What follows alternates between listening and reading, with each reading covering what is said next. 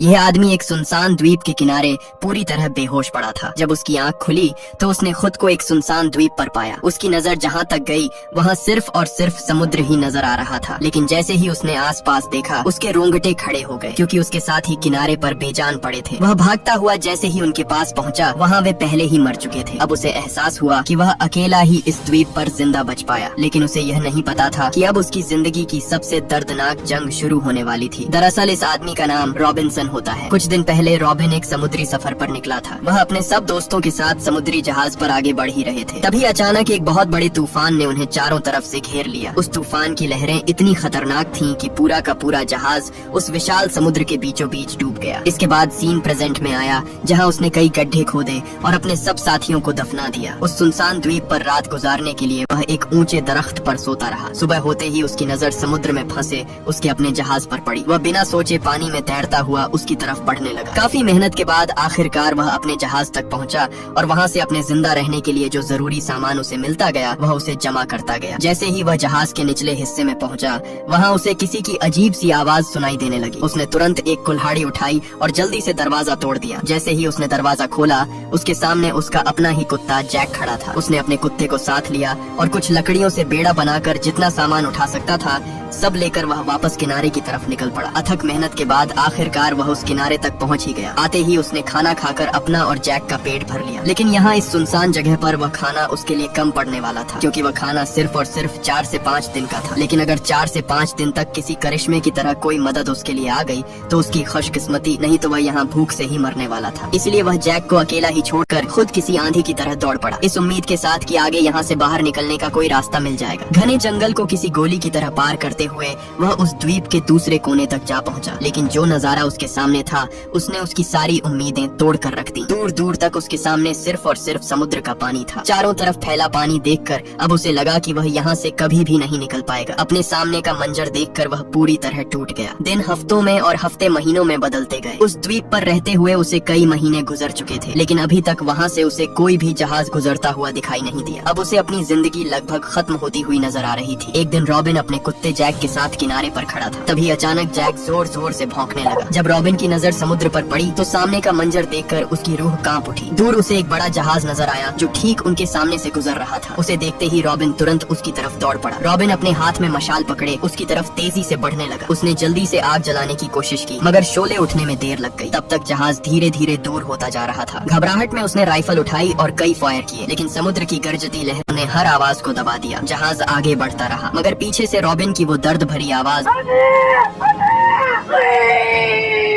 उस जहाज के करीब भी न जा सकी। वो जहाज भी रॉबिन की आखिरी उम्मीद था और अब वह भी उससे दूर जा रहा था। घबराहट में वह सीधा समुद्र में कूद पड़ा। रॉबिन पूरी ताकत से जहाज की तरफ बढ़ने लगा, लेकिन तेज लहरों के सामने उसकी एक न चली और वह उन लहरों के बीच वहीं का वहीं तैरता रहा। वो जहाज इतना दूर और फिर हमेशा के लिए गायब हो गया। थका हुआ रॉबिन वापस किनारे पर आ गिरा। उसकी उदासी देखकर उसका सबसे करीबी साथी जैक भी जोर जोर से वहाँ भौंकने लगा, जैसे वह भी अपनी जिंदगी की आखिरी उम्मीद हार चुका हो। रात भर वह आसमान की तरफ देखता रहा, मगर अब उसे बचने की कोई भी उम्मीद नजर नहीं आ रही थी। अब ज्यादा देर वह खुले आसमान में रह तो सकता नहीं था, इसलिए उसने उसी दिन कुछ लकड़ियां जमा करके धीरे धीरे अपने लिए एक छोटा सा ठिकाना तैयार करने लगा। काफी मेहनत के बाद आखिरकार उसने अपनी रात गुजारने के लिए एक आर्जी घर बना ही लिया। धीरे धीरे उसकी जिंदगी एक रूटीन में ढल गई। सुबह खाने की तलाश, दिन में घर और आसपास का काम, और शाम को समुद्र के किनारे जैक के साथ बैठकर दूर किसी मदद के आने का इंतजार करता। देखते ही देखते उसे वहाँ पूरे 6 साल गुजर गए। जैक भी हर पल उसकी जिंदगी का सबसे करीबी साथी बना रहता। जैक एक जानवर जरूर था, लेकिन कभी कभी एक छोटा सा साथी भी अकेले इंसान के लिए किसी करिश्मे से कम नहीं होता। रात जब वह सोता उसे अपनी पत्नी की खूब याद सताती। वह अंदर ही अंदर सोचता कि काश उस दिन वह अपनी पत्नी की बात मान लेता तो आज इस हाल में न होता। एक दिन जब वो दोनों समुद्र किनारे टहल रहे थे, अचानक रॉबिन की नजर रेत पर बने एक अजीब से पैर के निशान पर पड़ी। उस पैर के निशान को देखते ही उसे लगा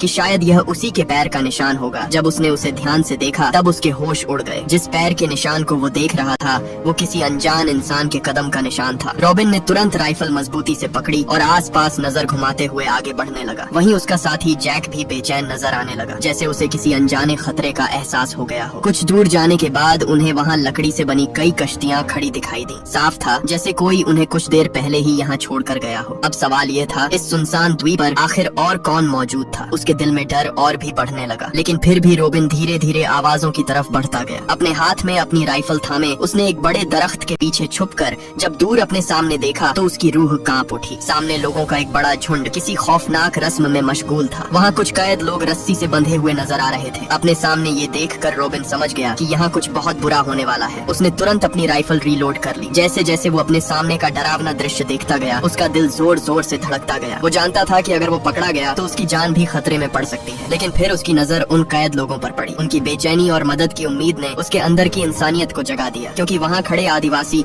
एक आदमी को काटने वाले थे। 6 साल की तन्हाई के बावजूद वो किसी बेकसूर को यूं मुसीबत में छोड़ नहीं सकता था। उसने बिना वक्त गंवाए अपनी राइफल उठाई और मौका देखते ही ट्रिगर दबा दिया। एक तेज गोली निकलकर सीधा एक आदिवासी को जा लगी। उसे गोली लगते ही वो खौफनाक रस्म एकदम अफरा तफरी में बदल गई। सब आदिवासी इधर उधर भागने लगे। हर तरफ चीखने चिल्लाने की आवाजें गूंज उठी। इसी भीड़ का फायदा उठाकर एक बंधा हुआ आदिवासी अपनी रस्सी तोड़कर भाग निकला। भागते भागते वो सीधा रोबिन के सामने आ गया। उस आदमी को अपनी ओर आता देख रोबिन घबरा गया। घबराते हुए वो उससे कहने लगा, हम दोस्त हैं, दुश्मन नहीं, मैं तुम्हें कोई भी नुकसान नहीं पहुंचाऊंगा। वो आदिवासी भी अपने हाथ में हथियार लिए उसके पास बढ़ा और एकदम नीचे आकर उसके सामने घुटनों के बल बैठ गया। उसने उसका पैर पकड़ा और सीधा अपने कंधे पर रख दिया, जैसे वो रोबिन को अपना मालिक समझ रहा हो। रोबिन हैरान था। उसे बिल्कुल समझ नहीं आ रहा था कि आखिर ये आदिवासी उसका पैर। अगले ही पल उसने अचानक रोबिन की राइफल उठा ली। उस आदिवासी ने राइफल उठा तो ली थी, मगर वो उसे चलाना नहीं जानता था। ये देखते ही रोबिन समझ गया कि वो उसे कोई नुकसान नहीं पहुंचाएगा। उसने तुरंत कहा, मेरी गन मुझे वापस दो, मैं तुम्हें कोई नुकसान नहीं पहुंचाऊंगा। जब उस आदिवासी ने उसकी कोई बात नहीं सुनी, तब उसने अपने पास रखा बचा कुचा खाना निकाला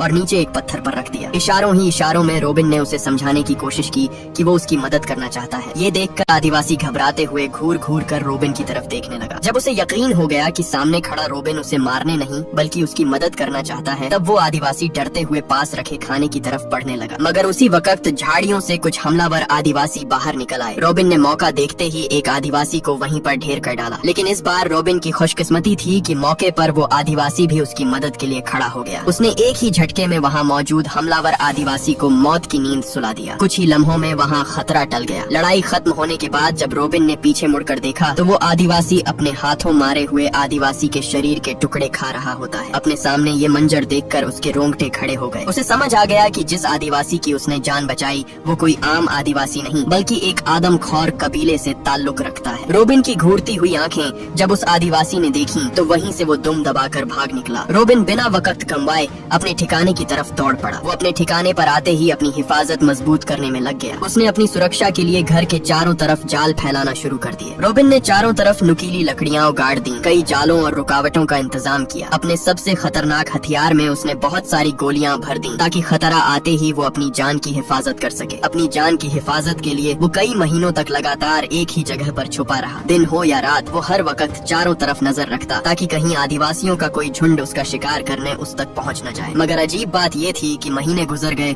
और किसी भी आदिवासी ने अपना बदला लेने के लिए उस पर हमला नहीं किया। आखिर एक दिन उसने फैसला कर लिया कि अगर खतरा उसके पास नहीं आ रहा तो वो खुद उसका पता लगाएगा। रोबिन अपने हाथ में अपनी राइफल पकड़े अपने साथी जैक के साथ जंगल की गहराइयों की तरफ निकल पड़ा। धीरे धीरे वो घने जंगल से आगे बढ़ता जा रहा था, लेकिन कुछ ही आगे आने पर अचानक उसका पैर नीचे फैलाए गए जाल पर पड़ गया। उस जाल में फंसते ही वो उल्टा लटकने लगा। अब वो वहाँ बुरी तरह फंस चुका था। उसका साथी जैक भी डर के मारे उसकी मदद किए बिना ही वहाँ से उल्टे पैर भाग निकला। रोबिन वहाँ अपनी मदद के लिए चिल्लाता रहा। तभी घने जंगल से वही आदिवासी बाहर आ निकला। उसने आते ही रोबिन को घूरना शुरू कर दिया। उसने डरते डरते रोबिन की नीचे गिरी राइफल उठा ली। उस अनोखी राइफल को देखकर उस आदिवासी के चेहरे पर ऐसी मुस्कान फैल गई जैसे उसे कोई अनमोल खजाना मिल गया हो। उल्टा लटका हुआ रोबिन समझ गया कि यही उसके पास मौका है। उसने तुरंत किसी तरह अपना चाकू निकाला और खुद से बंधी रस्सी को बीच से काट डाला। आजाद होते ही उसने अपनी राइफल सीधा उस पर चला दी जो उसे छूती छूती आगे निकल गई। आदिवासी एकदम से चौंक गया। वो समझ गया कि ये छोटा सा हथियार उसके लिए बहुत खतरनाक है। रोबिन ने उसे दिखाने के लिए अपनी राइफल ऊपर दरख्त पर बैठे पक्षियों पर चला दी, जिससे एक पक्षी वहीं पर ढेर हो गया। अपने सामने ये सब देखकर उस आदिवासी ने भी लकड़ी का एक टुकड़ा उठाया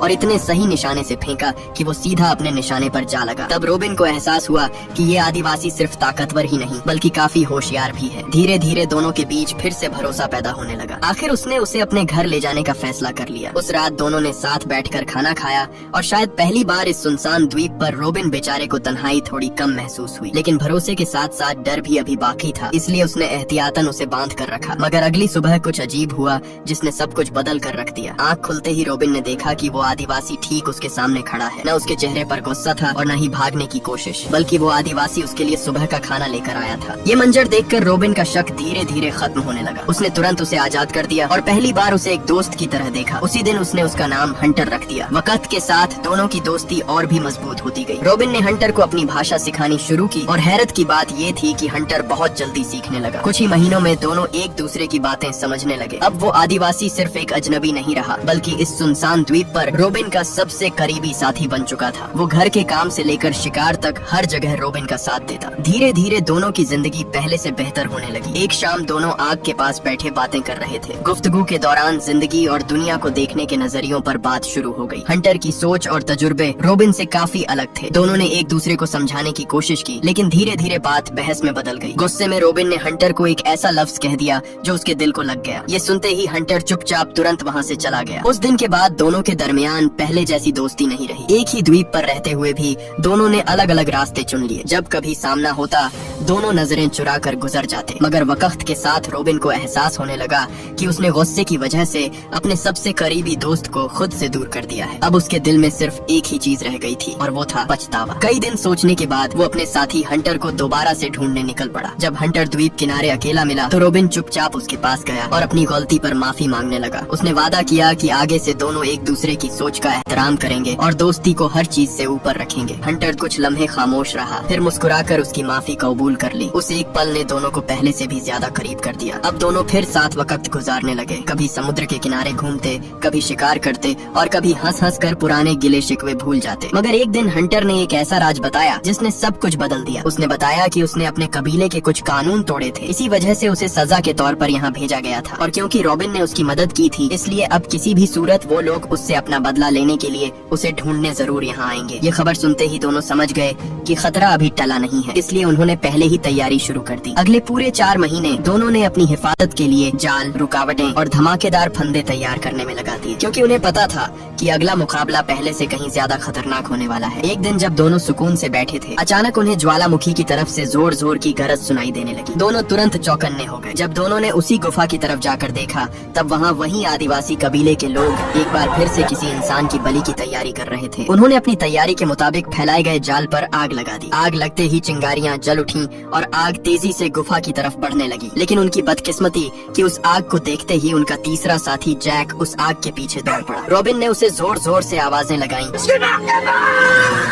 लेकिन तब तक बहुत देर हो चुकी थी। तभी अचानक जोरदार धमाका हुआ और उसका सबसे वफादार साथी जैक हमेशा के लिए उससे बिछड़ गया। अपने सामने अपने साथी को दूर जाता देखकर वो अंदर से पूरी तरह टूट गया। यह सदमा इतना गहरा था कि रोबिन का दिल पूरी तरह टूट गया, लेकिन न चाहते हुए भी उसने जैक को जमीन में दफना दिया और काफी देर तक उसकी यादों में खोया रहा। सालों से उसका साथ देने वाला उसका वफादार साथी जैक हमेशा के लिए उससे बिछड़ गया, लेकिन मुश्किलें उनके लिए अभी खत्म नहीं हुई थी। हंटर ने उसे समझाया कि अगर कबीले को उसके जिंदा होने की खबर मिल गई तो वो उनका पीछा करते हुए यहाँ तक जरूर आएंगे। तब रोबिन ने एक नया प्लान बनाया। उसने कहा कि शायद अब वक्त आ गया है कि वो एक बड़ा बेड़ा बनाकर द्वीप से बाहर निकलने की कोशिश करे। लेकिन इस बात ने हंटर को परेशान कर दिया। हंटर इसलिए परेशान हुआ क्योंकि उसे लगा रोबिन उसे दोस्त नहीं बल्कि गुलाम बनाने की सोच रहा है। पुरानी गुलामी की बातें याद आने से उसको शक हो गया। इसलिए एक बार फिर से दोनों के दरमियान एक नई गलत फहमी जाग उठी और बात इतनी बढ़ गई कि हंटर फिर से उससे दूर हो गया। अब रोबिन एक बार फिर से तन्हा रह गया। उसने अकेले ही द्वीप छोड़ने की तैयारी शुरू कर दी। दिन रात की मेहनत के बाद धीरे धीरे एक बड़ा बेड़ा तैयार होने लगा। हर लकड़ी,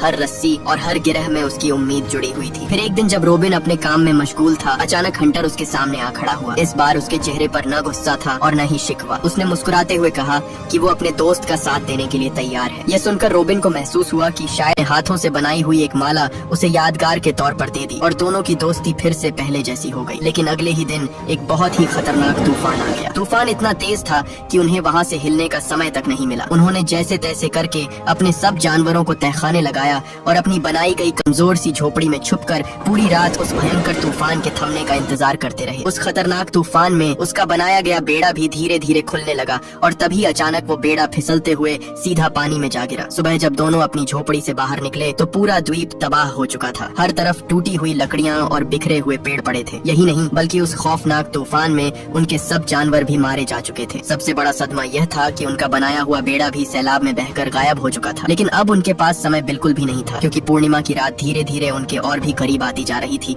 और कबीले के आदमखोर लोग किसी भी समय वापस आ सकते थे। इसीलिए दोनों ने मिलकर पूरे द्वीप को एक जंग का मैदान बना दिया। हर जगह छुपी हुई रुकावटें और जाल लगा दिए गए। रोबिन ने अपने शातिर दिमाग से एक ऐसा हथियार तैयार किया जो छुपकर हमला कर सकता था और हर रास्ता जाल से भर दिया गया। पूर्णिमा की रात रोबिन ने अपना पूरा रूप बदलकर खुद को कबीले जैसा दिखने वाला आदमखोर बना लिया। फिर उसने अपनी बांसुरी बजाकर उन्हें अपने फैलाए गए जालों की तरफ खींचना शुरू किया। शुरू में सब कुछ प्लान के मुताबिक चल रहा था। जब सब आदिवासी लोग जैक की कब्र के पास पहुँचे, वहाँ उन्होंने सब कुछ खोद डाला। अपने सामने ये मंजर देखकर उसका गुस्सा फूट पड़ा। जब सब आदिवासी लोग उसकी झोपड़ी के आसपास पहुँचे, उसने तुरंत अपने फैलाए हुए जाल की रस्सी काट डाली और अगले ही पल पूरा मैदान अफरा तफरी में बदल गया। जैसे जैसे सब जाल खुलते गए, सब आदिवासी लोग जालों में फंसते गए। उधर सब आदिवासी जैसे ही उनके घर की तरफ बढ़े, अचानक एक बहुत बड़ा धमाका हुआ। घर के साथ साथ सब आदिवासी वहीं ढेर हो गए। दोनों को लग रहा था अब जीत उनकी है, लेकिन अगले ही पल कुछ आदिवासी लोग घने जंगल से बाहर आ निकले और एक तीर सीधा रोबिन को जा मारा। हंटर से अपने साथी को तड़पता हुआ देखा नहीं गया। उसने तुरंत अपनी कुल्हाड़ी सीधा उस आदिवासी के सर पर दे मारी,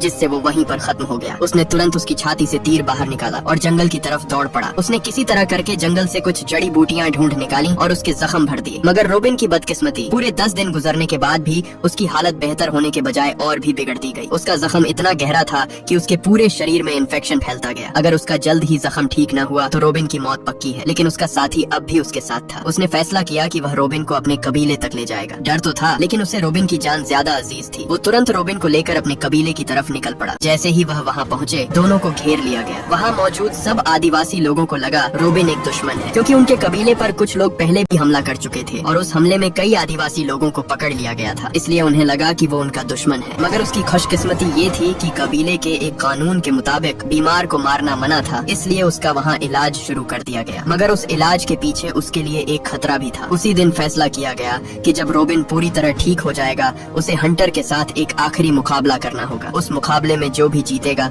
वही जिंदा बच पाएगा। पूरे 6 दिन बाद वो लम्हा आ ही गया जब रोबिन और हंटर दोनों एक दूसरे के सामने जंग के मैदान में खड़े थे। नीचे उनके तेज आग भड़क रही थी। अगर जरा सा भी हिले तो सीधा आदिवासी लोगों का खाना बनना तय था। अब फैसला दोनों दोस्तों के बीच था, या तो दोनों ही मर जाएं या कोई एक जीतकर जिंदा रहने का फैसला करे। दोनों की सांसें तेजी से धड़क रही थीं। तभी अचानक दोनों के बीच मुकाबला शुरू हो गया। दोनों एक दूसरे को हराने में लग गए, लेकिन जख्मी होने की वजह से रोबिन ज्यादा देर तक हंटर के सामने टिक नहीं पाया और अचानक उसके हाथ से उसका चाकू नीचे जा गिरा। अब लड़ने का उसके पास कोई और मौका नहीं था, इसलिए वो हंटर से कहने लगा, मुझे मार दो, मैं अब और जिंदा नहीं रह सकता। लेकिन आगे से हंटर ने उसे मारने से साफ साफ मना कर दिया। लेकिन अगर उसने उसे न मारा तो दोनों का मरना तय था, इसलिए न चाहते हुए भी हंटर उसे खत्म करने के लिए तैयार हो गया। इससे पहले हंटर रोबिन को मार पाता, अचानक हवा में गोली उड़ती हुई सीधा हंटर को जा लगी। गोली लगते ही हंटर रोबिन की बाहों में गिर पड़ा। पल भर में सब कुछ बदल गया। रोबिन का सबसे बड़ा सहारा उसी लम्हे उससे छिन गया। अचानक वहाँ बड़ी तादाद में वही लोग फिर से आदिवासी लोगों पर हमला कर चुके थे। उन सब लोगों ने पूरा आदिवासी कबीला अपने कब्जे में ले लिया। वक्त गुजरता गया। लगभग 28 साल बाद रोबिन किसी तरह उस द्वीप से बाहर निकल ही आया। उसे जिंदगी वापस मिली